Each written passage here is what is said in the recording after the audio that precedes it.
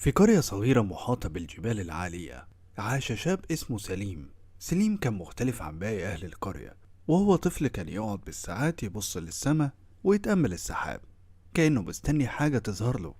كان بيحس إن السحاب مش مجرد غيوم، لكن في عالم تاني فوقه. الناس كانت تضحك عليه وتقوله: يا سليم ركز في شغلك وارعى الغنم، السحاب مش جنة ولا في مدن زي ما بتقول. لكن الفضول جواه كان أقوى من أي سخرية. السلام عليكم ورحمة الله وبركاته. النهاردة عندنا قصة جديدة، بس قبل ما نبدأ تعالوا نصلي على سيدنا محمد عليه أفضل الصلاة والسلام.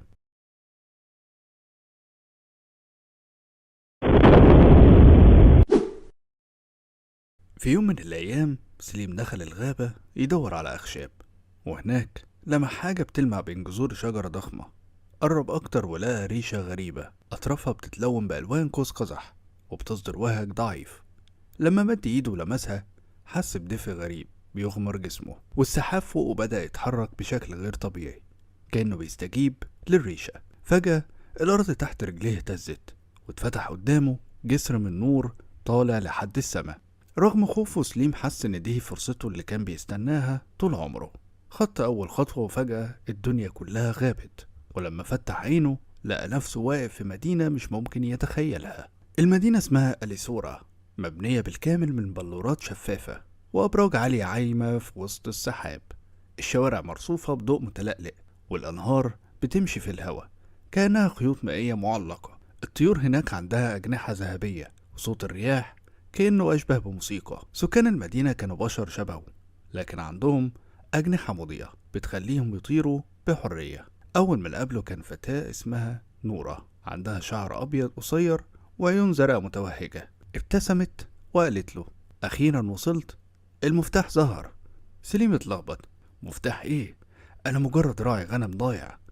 لكنها ردت: الريشة اللي لقيتها هي مفتاح البوابة، ووجودك هنا مش صدفة، دي نبوءة قديمة. الأسطورة بتقول إن إنسان من عالم الأرض هيظهر في زمن خطير، ويكون عنده القدرة على إنقاذ المدينة من العاصف الأزرق. إعصار أسطوري قادر يمحو المدن من الوجود. سكان أليسورا كانوا مستعدين للخطر، لكن قوتهم لوحدها مش كفاية.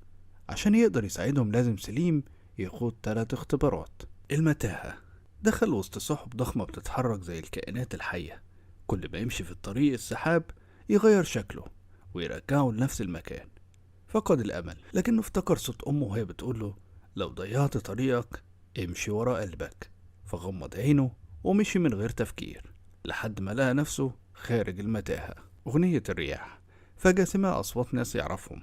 أمه بتناديه، صديقه القديم بيضحك، حتى صوت أبوه المتوفي.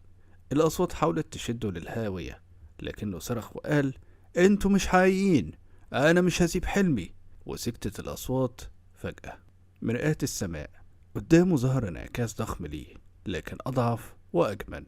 بيقوله: انت مجرد فتى من قرية فقيرة، ازاي هتنقذ مدينة كاملة؟ سليم مسك الريشة وقال: يمكن أكون ضعيف، لكن قلبي مش هيستسلم. والانعكاس اتكسر لقطع نور. بعد الاختبارات سليم بقى مستعد. في ليلة مظلمة السماء اتشقت وظهر الإعصار الأزرق زي وحش عملاق بيبتلع السحاب. المباني اهتزت، وسكان أليسورا حاولوا يقاوموا لكن كانوا ضعفاء. سليم وقف في وسط المدينة ورفع الريشة، والريشة اتحولت لجناحين نور ضخم غطوا المدينة كلها. النور واجه العاصفة، ولحظة الانفجار كل حاجة سكتت. الإعصار اختفى.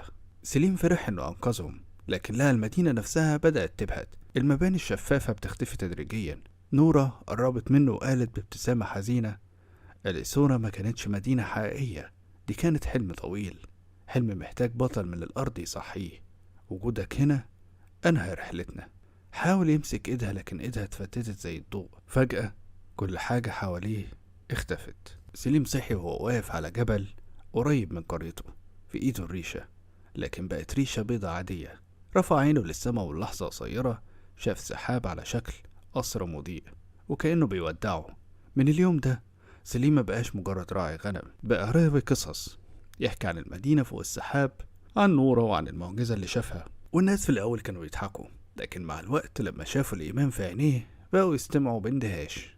وأصبح حلمه هو إنه يفضل يدور عن مدن تانية فوق السحاب أو جوه الأرض، مستنيينه عشان يكتشفها. وبكده تكون خلصت قصتنا النهاردة. لو عجبتك القصة دوس لايك واشترك في القناة وفعل زر الجرس. بشوفكوا تاني في قصة جديدة. سلام.